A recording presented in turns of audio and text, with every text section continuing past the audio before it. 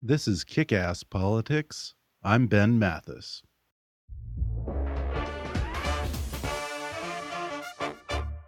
Hey folks, Ben Mathis with just a quick announcement. We're in the middle of a very important fundraising drive to come up with all of our production costs for 2016 by the end of this year. That deadline is now less than a month away, so I need your help. If you like Kick-Ass Politics and you value what I'm doing here, then I need you to go to gofundme.com/kickasspolitics and donate what you can.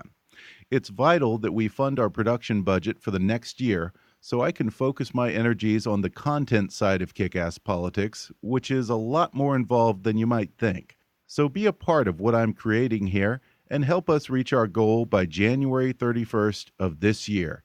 Just go to gofundme.com/kickasspolitics or hit the donate button on our webpage at kickasspolitics.com.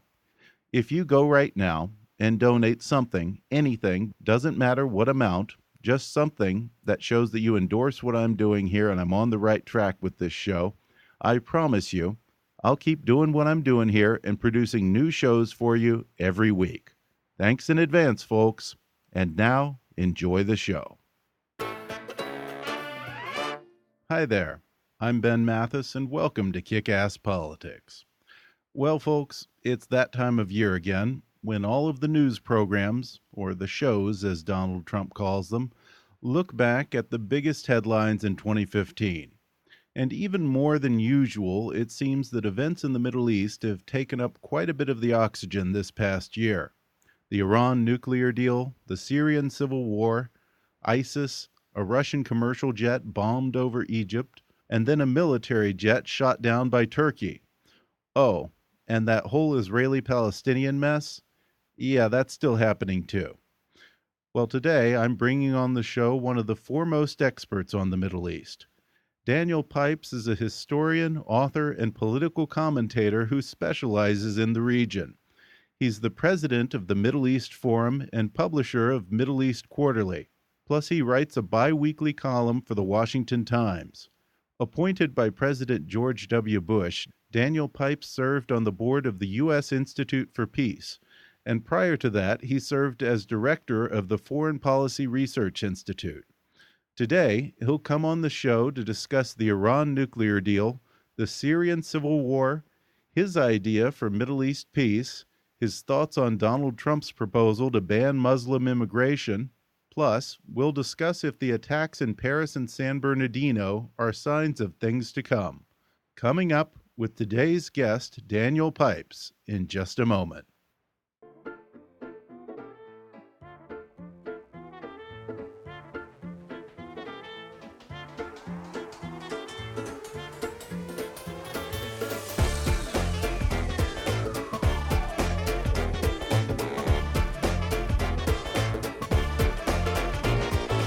Hollywood to Washington, it's time for Kick-Ass Politics. And now here's your host, Ben Mathis. Today I'm joined by Daniel Pipes, president of the Middle East Forum and publisher of Middle East Quarterly. Daniel, thanks for joining me on the show. My pleasure, Ben. Donald Trump, of course, said that he wants to ban all Muslim immigration recently after the Paris attacks in San Bernardino.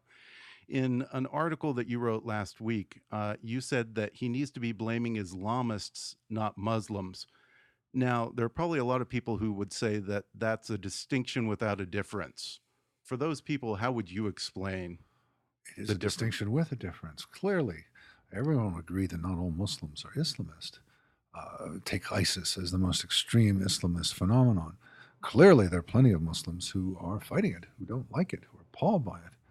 So we can't lump all Muslims together in this particular ideology. My slogan is that radical Islam is the problem and moderate Islam is the solution.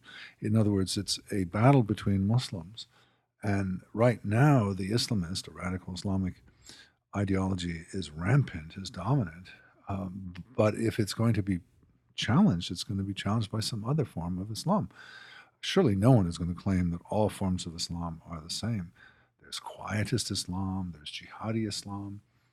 There are many different forms, and we should be supporting, helping, funding, applauding those Muslims who would like an alternative, who reject Islamism and would like a modern, moderate, good neighborly form of Islam. The president says that Islam is a religion of peace. Do you believe that at its core, Islam is a religion of peace? As someone who's studied it. Parenthetically, by president, you're referring to George W. Bush. So far as I know, Barack Obama has never used that term. Oh, he hasn't? No. Oh, okay. No, that's Bush. And it's interesting and worthy of note. No, of course, Islam is not a religion of peace. It's, as I said, a religion that spanned 14 centuries, many continents, and has been many different things at different times. And more specifically, Islam is the most political of major religions, in that there's nothing in other scriptures that can compare to the bellicose nature of the Quran. So no, Islam expanded primarily through the sword, and at its heart is a religion that seeks political control of territory. The only way a Muslim can live a fully Islamic life is having a ruler and a ruling apparatus, a government, that is Islamic in nature. It's interesting because I have a number of people that I've talked to about this, and some have said that the peaceful Muslims are the ones who don't actually understand or believe the Quran. As someone who's studied it, would you agree, or is that a false choice? It's a false choice. What you're pointing to is an odd symbiosis between the Islamists on the one hand and the anti-Islamic types on the other hand. They both agree that the only form of Islam is Islamism. You have to want to apply a medieval form of Islamic law to be a true Muslim. Otherwise, you're not serious. No. Islam is a huge, again, to repeat, a huge phenomenon. There are many different ways of interpreting it, just as there are in other major religions. There's not one doctrinal way. And furthermore, you mentioned I'm a historian. The work of a historian is to follow change over time. And every human institution changes over time, including Islam, just like, say, Judaism and Christianity. Indeed, in my own career, I've seen Islam change significantly, and it will continue to change. So there's not one form of Islam. There are many, many different forms. And one could go so far as to argue there's many forms of Islam as there are Muslims. But more reasonably, there are major streams of thought, major schools, major approaches, and the Islamist approach really is only a century old, didn't exist. There were precursors to it, but the modern version of Islamism dates the 1920s. It's not that ancient, and it took a while for it to grow in power and influence. It took about 50 years. I'd say the Iranian Revolution of 1978-79 was the coming of age of Islamism. And I would argue tentatively that it appears like it's in decline right now. It doesn't look like it, but I think there are important developments that have taken place over the last 3-4 years that suggest it is getting a bit brittle and has problems at its core. It's speculative on my part, but I think I see a trend there. You were part of the U.S. Institute for Peace under George W. Bush when he was president. And he was fond of promoting this idea of winning over the hearts and minds, and that bringing freedom and better education to the region would take care of part of that problem, perhaps, by essentially dragging the Middle East into the 21st century. Is that the solution, or what do you think is the transition that needs to happen to modernize? It's up to Muslims. It's not up to American presidents. Right. Bush, Obama, and many others are full of pronouncements about Islam. I mean, for example, Obama has said that ISIS is not Islamic. Oh, really? And the Pope is not Catholic? I mean, who is he? First of all, who is he to talk about this? What does he know? And secondly, isn't that slightly absurd? And he's hardly the only one. Cameron, Abe of Japan, and many others have spoken similarly. Yeah, this is Islam. This is a very valid form of Islam. It happens to be a horrid one, but it's certainly a form of Islam. It'll take a debate, an argument, a civil war even, between Muslims over what it means to be a Muslim in 2015 and 21st century. And we who are not Muslim can be most helpful by assisting the moderate and modern, good neighborly Muslims to develop their ideas, to find funds, to organize, to prevail in this battle with the Islamists. What are the countries or the regions in the Middle East where you see the biggest opportunity or the biggest chance for this battle, if you will, to happen within Islam? One sees lots of possibilities all over. In Iran, where they've been ruled for close to for 4 decades by the Islamists, there's enormous alienation from the ideology, from the government that promotes it. And any day it could crack and tumble, and it could be a whole very different approach, and it would be a source of anti-Islamism. Egypt, which had just 1 year under Islamism, revolted against it. And there's strong anti-Islamist feelings now in Egypt. Saudi Arabia, which looks like it's just frozen in time, but there are things going on there that could be important for the future, and so forth. There are many, many possible places. Lately, we've kind of shied away. We tried, particularly a few years ago during the Iranian election, Obama almost went out of his way not to take any type of a stand on the side of the reformers, not to seem like the U.S. was meddling. Is there a role for us to play in these discussions? Yeah, that was a scandal in June 2009 when the French, British, German, and other leaders were supporting, verbally at least, the rebellion in Iran. Obama was silent. I don't know if he'd be silent again now, but he certainly was then. Yes, there's certainly a role we can encourage. Let me put it differently. One finds three main forces in the Middle East: the Islamists, the modern ideologues, the extremists, the would-be totalitarians, on the one hand, who we should always reject. It'd be like saying we should always reject fascists. Easy, conceptually easy. You might tactically here and there work with them in some way, but one should always reject them. They are the enemy. Then there are the dictators and the greedy, self-interested types who have no particular ideology but want to live the good life and subject large populations to their will and taxation. We should work with them, but we should never fool ourselves into thinking they're allies, that we have long-term interests in common with them. They are tactically useful to us, and we are tactically useful to them. Let's not forget that we are very different. Our morals and goals are very different, and that we should always keep the pressure on them to open up, to allow more political participation, more rule of law, and the like. And finally, there are what one call the liberals, the modern types, the Tahrir Square types, who look to us in the West for sustenance. We may not agree entirely, but they are basically trying to modernize, and they are the hope of the future. They're nowhere near the corridors of power. It's the tyrants and the Islamists who are dominating, but they're the hope for the future. We should be supporting them. We should be encouraging them. Should we have supported the Free Syrian Army early in the civil war in Syria, and is it a little bit too late now for us to actually affect any kind of real change other than defeating ISIS?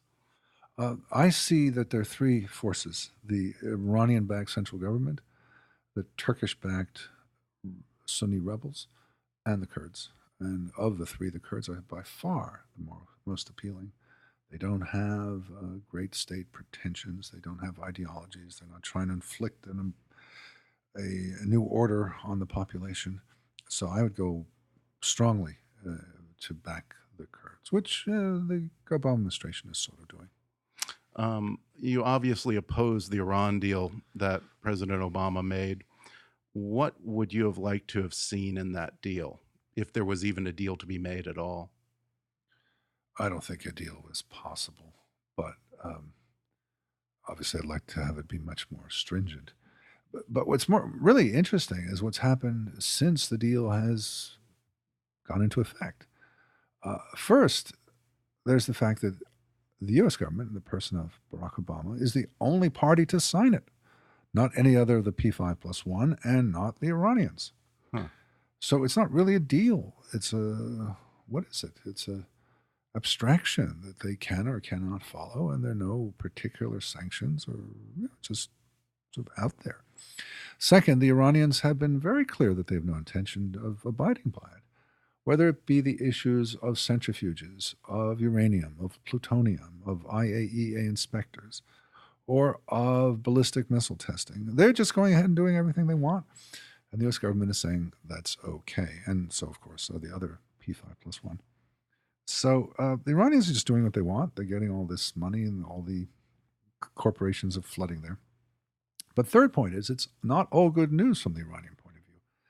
because the population of Iran has been filled with expectations. One of the most interesting phenomenon was over the summer, the collapse in car sales, because no one wanted to buy that would-be car that the Iranians have been making. They want real cars. Oh, interesting. And that's a symbol of the expectation of good times coming. Well, the good times haven't been coming.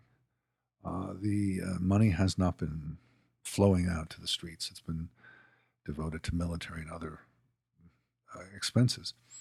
And also beyond money, there's an expectation that there'll be more dealings with the outside world, travel and whatnot, publications and less censorship and so forth. Well, it's not happening either. If anything, there's been a crackdown. Women have to be more careful about not showing their hair. And a number of journalists have been arrested. Americans have been arrested going there and the like. So what this points to is that there's a real battle in Iran over this JCPOA, over the Iran deal, over the nuclear deal. And there are major elements, including the dictator himself, Ali Khamenei, at the top of the pyramid there, who have grave doubts about it and don't really want to have better relations with the outside world. And that's reasonable. If you are an ideologue who runs a dictatorship, ideological dictatorship, you don't want your people to have all this contact with the outside world. So there are real tensions. The silver lining of this atrocious deal might be that it causes a disruption and turbulence and perhaps even the eventual downfall of the regime. However, that's just a hope and a prayer. There's no plan for that. It just could be an unexpected consequence.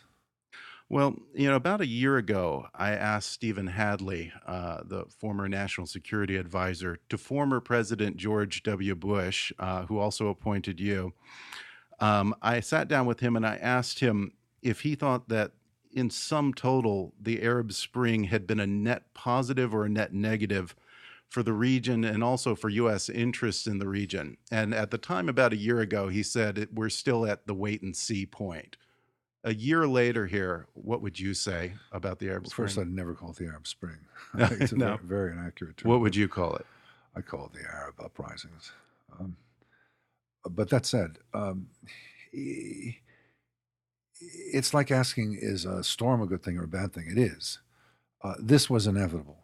For 40 years, the Arabic-speaking countries had been in a kind of stasis. Muammar Gaddafi came to power in 1969. He was still there in 2010. Same goes more or less for a whole range of other countries, not quite that long, but say Yemen was 1978, and Egypt was 1981, and Syria was the dynasty of the two Assads from 1970, and the like. These greedy dictators who were stomping on their subjects and extracting wealth and privilege from them went on and on and on. And it was inevitable that it would crack. Who knew that it would start in Tunisia almost exactly 5 years ago? No one knew that. But it happened, and it had to happen, and it had to spread. And it's actually surprising to me that it hasn't spread further than it has. I mean, for example, Algeria looked to me ripe. So, but to get back to your question, was it a good thing or a bad thing? I'm saying it was an inevitable thing, sooner or later. Clearly, it's where we are now. It's a nasty thing. I mean, the civil war in Syria, and the one in Yemen, and the one in Libya. These are yet worse than the dictatorships of Assad, Saleh, and Gaddafi. There's an expression in Arabic that better 1,000 years of dictatorship than 1 day of anarchy, and anarchy is what they got. Yeah. We're going to take a quick break now, and then we'll come back with more with my guest today, Daniel Pipes. Back in just a moment.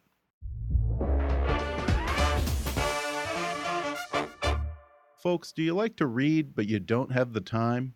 You're always on the go. I mean, who has time or even the attention span anymore to sit down and read a book?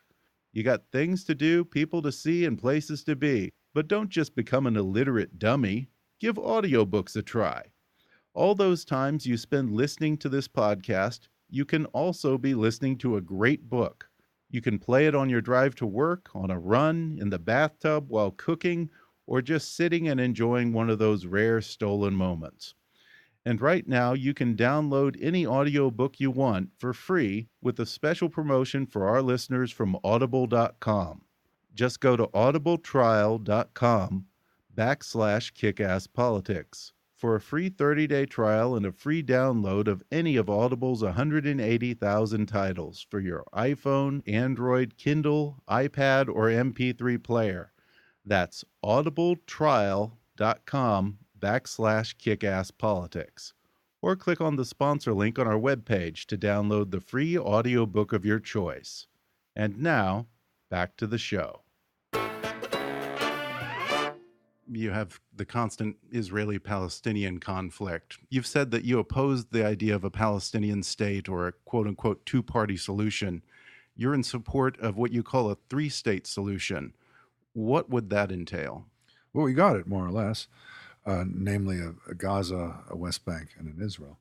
But I would like to see the Egyptians run the West Bank and the Jordanians run the Egyptians run Gaza and the Jordanians run the West Bank, as it was in the 1950s.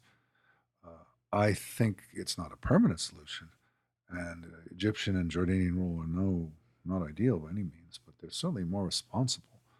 Cairo and Amman are certainly more responsible than Ramallah or Gaza. So better to have the Egyptians and Jordanians running things than the Palestinians themselves.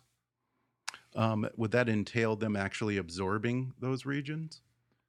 Possibly, possibly not. But the Palestinians have proven themselves to be completely unwilling to have normal governance. It's a revolution, not a state. Their only purpose is to eliminate Israel. They're not interested in anything else. Well, moving on from the Middle East to Europe, or close to Europe, I guess, you've expressed concern that Turkey is headed toward a path of being a rogue dictatorship, and you've expressed grave concerns about the general direction of that country as a whole. What troubles you about Turkey? Turkey is the Middle East, by the way. There was this fiction that Turkey had become part of Europe, but if that fiction ever had any validity to it, it's certainly gone now. It's Middle East thoroughly. The coming to power in 2003 of Recep Tayyip Erdogan has led to a profound change in the Turkish state. All his predecessors, going back to the time of Ataturk, had been limited in their ambitions. He is not. He wants to become dictator, and step by step, week by week, one sees changes in the judiciary, in the banks, in the schools, in the security services, in the military, and on. Media. He's gripping more and more power. And he is a brilliant politician domestically and has prevailed every way all the time. But that is also, I think, the source of his undoing, because he's so good and his bellicosity, his bullying domestically, that he thinks he's found the key to international politics as well, where he's a bully and he's pushing all the time. But it doesn't work quite that way. We just saw it recently with the downing of the Russian plane. Well, he met a bigger bully than he is. Yeah, he sure did. And it didn't work out so well. And so now he's had to flee and take refuge in NATO and try to improve relations with Israel and things like that. So I think his potential undoing is in foreign affairs, where he maybe will have learned a lesson from the Russian shoot down.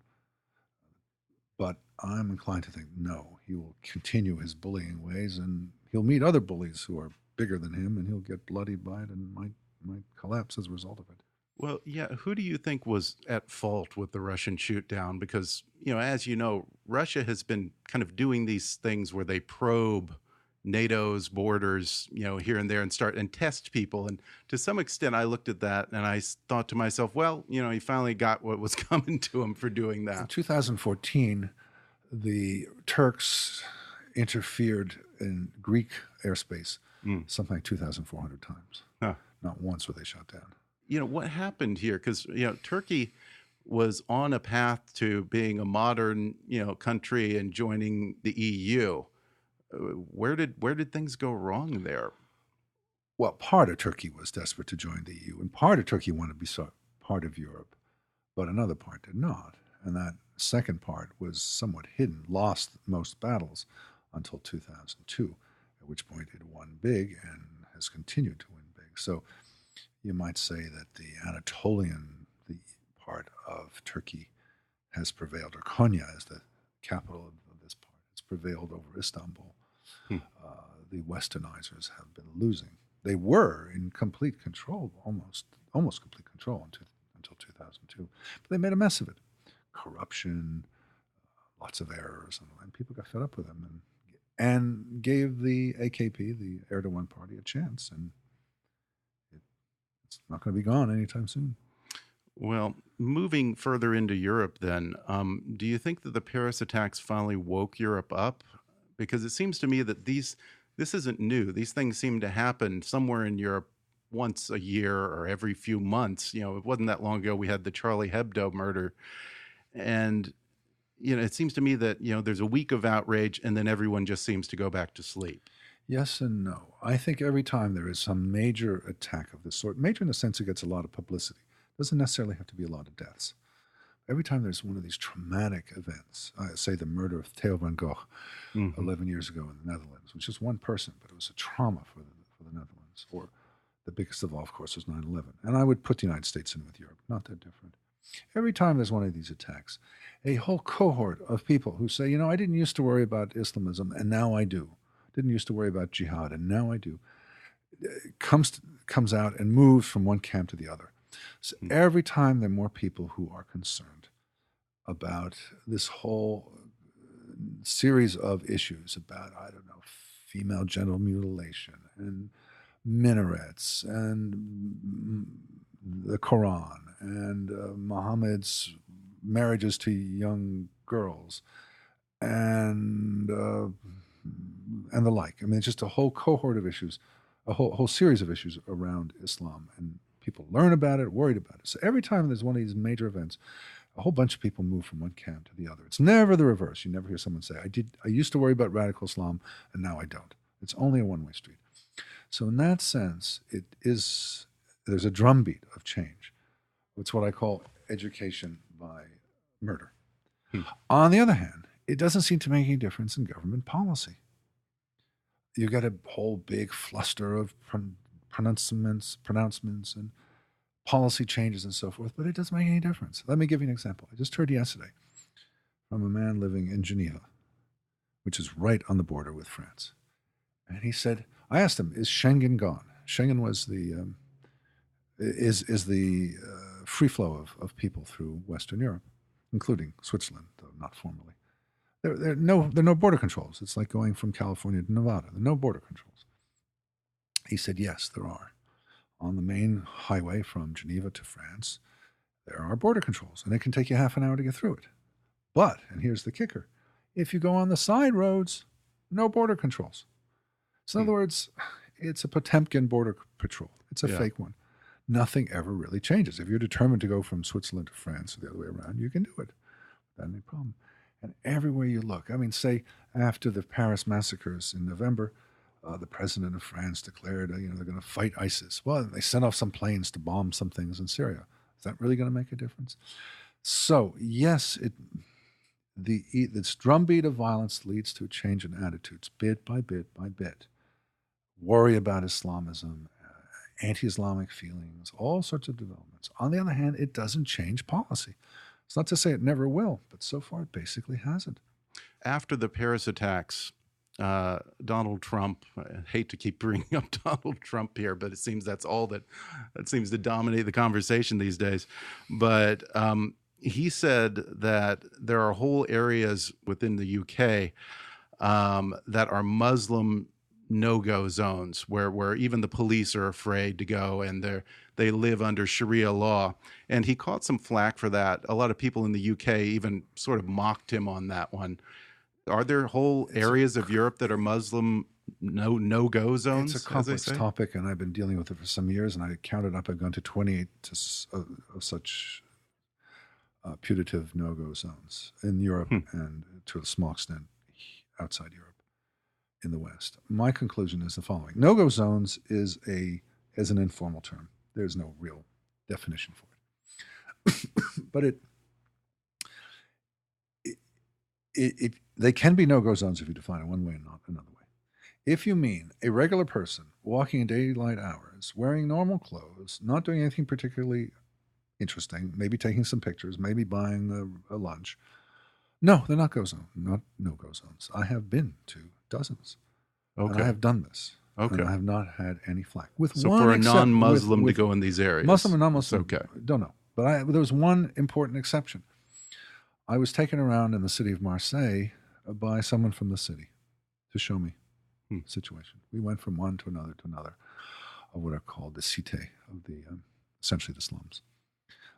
I didn't know, because it was on my car, but I didn't know that this was a city car that the hoodlums and the drug traffickers recognized. And so we entered into one of the most vicious of the areas. And then he, who was essentially a paper pusher, didn't know what he was doing. He backed out and he left. Well, we were surrounded then by these hoodlums. Wow. And it was scary. I didn't really realize how scary it was until one of them pulled out a piece of concrete the size of a football and threw it at the car at the back window. I was in the passenger seat. Threw it right behind me. Afterwards, I realized he could have thrown it at me. He didn't. That was an indication of a no-go zone in the sense that I was in a city car. I would say so. A city car. Now, if I had been in a rental car, they would have thought I was a potential... Oh, this was a city government car? Yeah, it's turned out. It was a white something or other, and they recognized it. I had no idea. If I'd been in a rental car and come in on my own, they'd have been pleased to see me, and they would want to sell me drugs.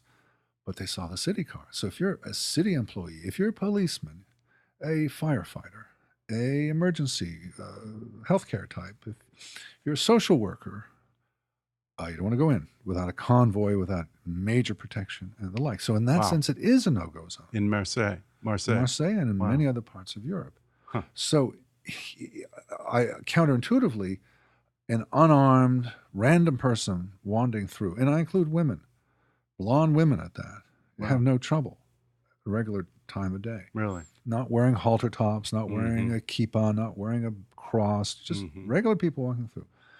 But if you're police or other representatives of the state, then you really have to be ready. And then it's a no-go zone in the sense you have to have a convoy, you have to be armed, you go in for some purpose, and you leave. It's like Iraq. Right. So yes and no. It is, it isn't. I'd say they're partial no-go zones. Yeah. Okay. Yeah, it's strange to me. In Paris, it seems that they consider a McDonald's a cultural threat. And yet, somehow this has been going on for years right under their noses. Yeah, it's interesting when you make that point, because we and the French are kind of equals. We've both been around for a while. And say 10 years ago at the time of the Iraq War, we called them all sorts of funny insults, surrender monkey, cheese-eating surrender monkeys and so forth. And they retaliated in kind. It was all kind of a good humor.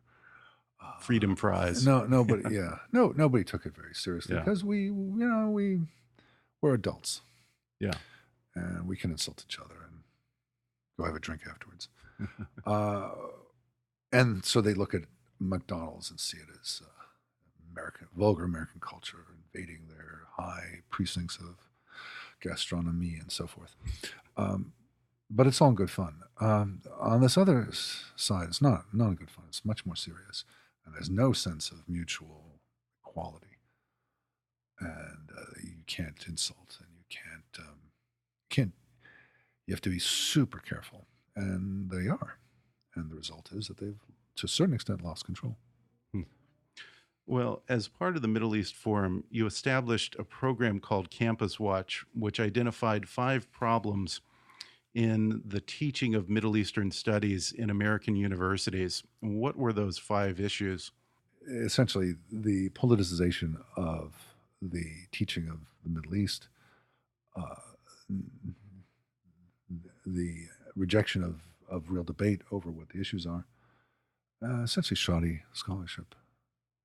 And it remains. We just did a roundup of opinions by the Middle East specialists, the professors, on Paris and on San Bernardino. It's amazing. They just deny. My favorite quote was that of a Duke professor who said that ISIS is as Islamic as the KKK is Christian. And I suppose you'd say as Catholic as the Pope is, just denies what's obvious. These are jihadis fighting on behalf, killing non-Muslims on behalf of their faith in order to spread Islamic law in the Caliphate. But the academics who know more about this than anyone else deny it. They pretend that jihad is a purely defensive undertaking and so forth. It's a real problem. I would say the 95% of the field is afflicted with this groupthink, this denial. Well, it's about 2 weeks after the San Bernardino shootings, and we're here in Los Angeles having this interview. And this morning, all over the news, the headlines have been that all of the schools in Los Angeles have closed, have been shut down. The second largest school district in the United States have been shut down because there was a credible threat against our schools. Is this the new norm here in America? It is, in the sense that this threat is taken very seriously, which is in itself a good thing. But it's enormously disruptive. It's something like 640,000 students. Yeah, on a Tuesday. Meaning that hundreds of thousands of parents whose lives have been disrupted, businesses that have been disrupted over one email to somebody or other. I fear that these things have to be taken seriously. It often seems like an exaggeration. But one watches in Europe where it's not taken so seriously, and the results are even worse. So much as I sense that this is an overreaction to close down 900 schools and 900 charter schools for 640,000 students, I have sympathy with the decision of the superintendent who made that decision. And yes, we're likely to see more of this on airplanes and other forms of public transportation, in institutions, yes. Yeah, and even if it doesn't precipitate an actual attack, it's almost a soft form of terrorism, the inconvenience. Yeah, there are ever more inconveniences. Roads that are closed, especially live in Washington, D.C. Oh, yeah. Roads that are closed, having to go ever earlier to the airport. Who knows? Other. If you look at Israel, having to open your bag when you go into a supermarket and the like. It's expensive. It's annoying. It takes time.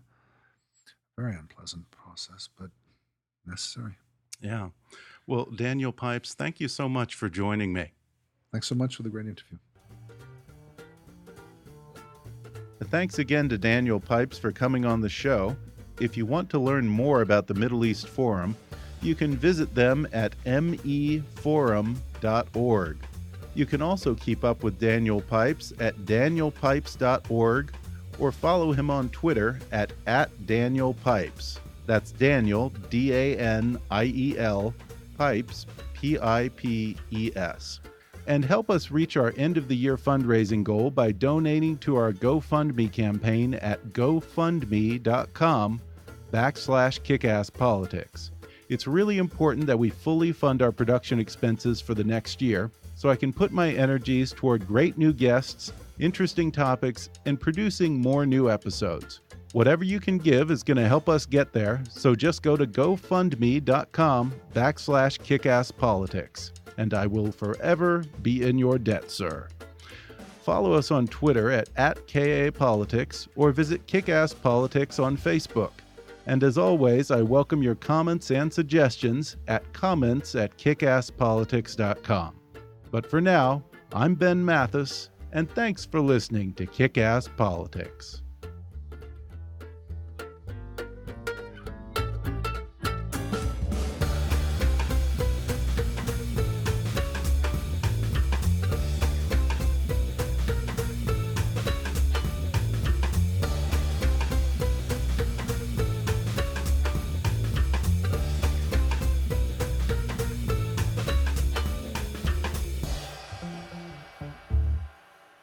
This podcast may not be reproduced without express written permission.